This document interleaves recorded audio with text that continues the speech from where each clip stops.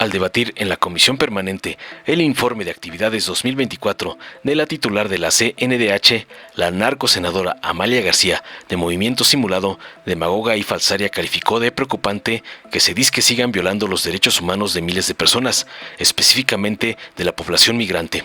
Por ello, Mentiroso opinó con cinismo que la CNDH debe trabajar intensamente para no criminalizar a las caravanas de migrantes ni a los migrantes, así como reanudar el acompañamiento que se hacía a las caravanas, y que México dé muestra de que no habrá un uso excesivo de la fuerza y que los migrantes que lleguen a México se les tratará con dignidad, concluyó su cantaleta narco-opositora. Tras escuchar las barrabasadas de la gata de Pedante Delgado y el señor X, el senador Adrián González del PT externó contundente que hoy se cuenta con una titular de la CNDH que viene de la lucha social y presenta resultados concretos y tangibles, 1.141 recomendaciones y 450 acciones de inconstitucionalidad. La comisión ha logrado focalizar su presupuesto para lo que realmente le sirve al pueblo y se acabó con una casta dorada burocrática que continuaba una inercia de actuar burocratizado, esclerotizado y que realmente no le daba seguimiento a su función primigenia. Concluyó contundente para dejar mudo al MacPrián. Veamos enseguida cómo el nuevo Noroña aniquila a la chapulina Amalia García por atacar a la CNDH de la 4T, como le mandan sus padrotes, el narcoampón Claudio X y el cacique Pedante Delgado. Muchas gracias, señor presidente de la Comisión de Derechos Humanos.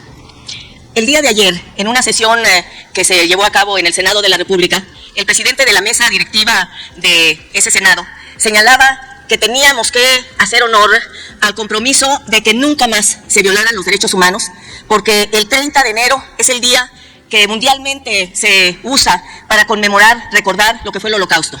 Pero yo hago referencia a esto porque precisamente esos hechos brutales que vivió la humanidad dieron pie a que por fin en el contexto internacional se aprobara que tenía que defenderse los derechos humanos, que tenía que haber un compromiso de todos los gobiernos del planeta que fueran signatarios y parte de Naciones Unidas y que se comprometieran con el respeto a la dignidad de las personas, con la protección de los derechos humanos.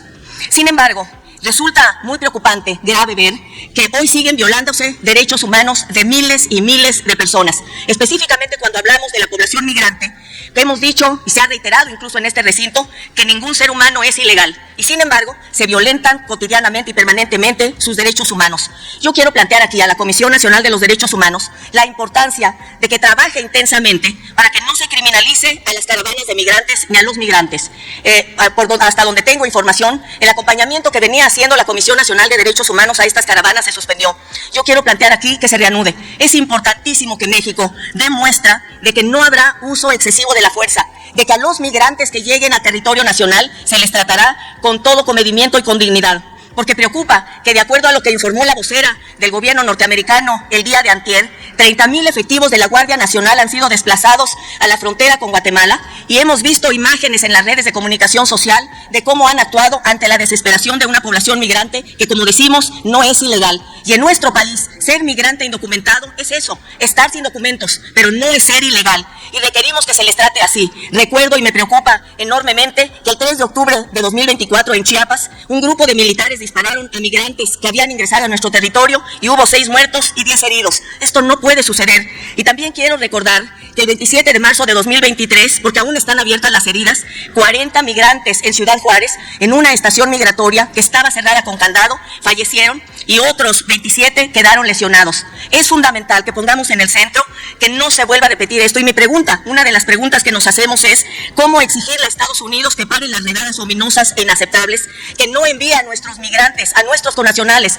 que ya está enviando ahora esposados de manos y pies, como lo está haciendo a todos los migrantes de Latinoamérica. ¿Cómo hacerlo si no hacemos que demos dando testimonio que en nuestro país los migrantes son respetados plenamente?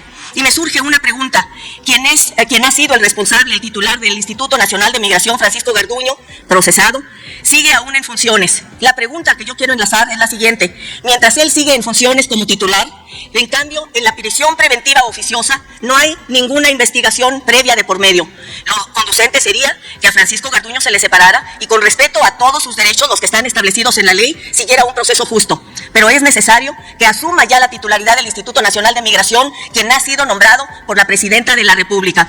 Quiero decir que la Comisión Interamericana de Derechos Humanos ha señalado, lo dijo la Corte en una sentencia de 2022, que la prisión preventiva oficiosa es inaceptable. ¿Por qué es inaceptable? Porque lo que debería ponerse por delante, y esta es parte de la defensa y la protección de los derechos humanos, es primero la investigación y después la restricción legal de derechos. Primero la investigación. Tiene que garantizarse eso. Concluyo señalando, porque no hay investigación previa, porque primero se detiene, 50% de quienes están privados de la libertad sin sentencia están por prisión preventiva oficiosa y son las personas más pobres. La Comisión de Derechos Humanos tiene aquí una enorme y fundamental tarea para garantizar derechos humanos en nuestro país. Muchas gracias. Muchas gracias, compañero presidente. Muchas gracias a la maestra Rosario Pedro Ibarra, con el permiso de todas y todos los compañeros legisladores. Nosotros, en el Grupo Parlamentario del Partido del Trabajo, nos sentimos sumamente orgullosos de ser parte de este proceso histórico de transformación. Una transformación en marcha, una transformación que es y será permanente, una transformación que no se puede detener. Y si tuviéramos que ubicar dónde radica la grandeza moral y la significancia histórica de este proceso, tendríamos que señalar que es precisamente en la conquista de derechos humanos para el pueblo de México. Ese es el espíritu detrás de un proceso político que ha pugnado desde hace muchos años y que finalmente lo puede materializar como un auténtico cambio de régimen que ubica en el centro de todo al ciudadano, al humano. Es el humanismo mexicano. Y si bien avanzamos en este proceso permanente de conquista de derechos, de plasmarlos como preceptos de carácter constitucional, para que no sean solo programas a la vieja usanza de la reacción neoliberal, para que no sean caprichos programáticos al arbitrio de la burocracia en turno, pero que estén consagrados en nuestra Constitución, pues por supuesto también estamos dispuestos a que una vez consagrados puedan ser garantizados y que el libre ejercicio de esos derechos humanos esté bien cuidado por todo el aparato administrativo del Estado mexicano. Este cambio de régimen pasa también por activar las potestades del Estado para realmente cuidar los derechos fundamentales del ciudadano. Y no solo es una construcción jurídico-constitucional, un marco jurídico que garantice eso, sino por supuesto en la praxis, en la práctica, en el ejercicio cotidiano, que los instrumentos que originalmente estaban destinados a eso funcionen para lo que fueron diseñados. Sí, somos muy críticos del papel que la Comisión Nacional de Derechos Humanos desempeñó en la larga noche neoliberal. Sí, lo somos, y lo ubicamos y lo señalamos, porque al frente de la comisión irremediablemente se ponía a funcionarios de la PGR, que venían de la PGR o que saliendo de ahí se iban directamente a la PGR.